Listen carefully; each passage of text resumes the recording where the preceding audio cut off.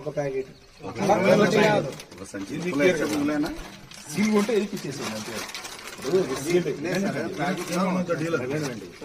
వచ్చిందంటే అట్లా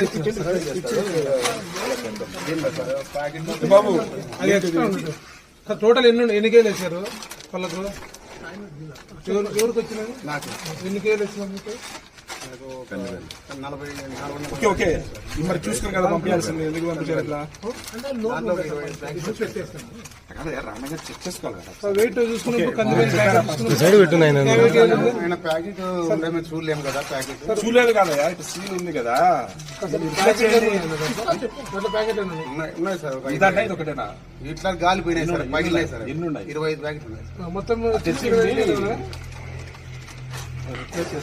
అయ్యేమంటే మనం ప్యాకెట్ నుంచి ప్యాకెట్ అయితే పగిలిపోయినాయి కొన్ని అన్ని.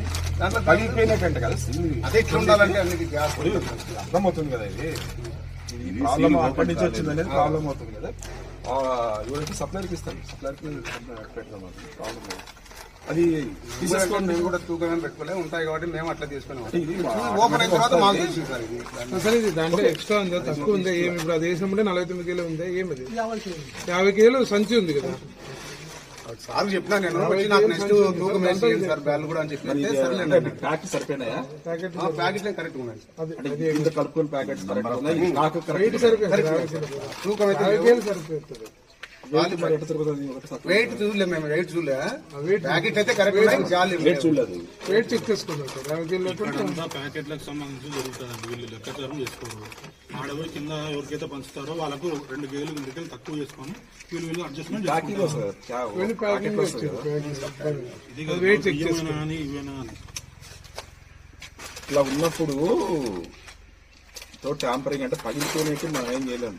పగిలిపోయినట్టు ఇక్కడే చూసుకోవాలి. అది ఇట్లా ఉన్నప్పుడు తెలుస్తుంది కదా. ప్యాకింగ్ అనేది చూసుకుని రిప్లేస్ చేసి సప్లైకి పెట్టండి.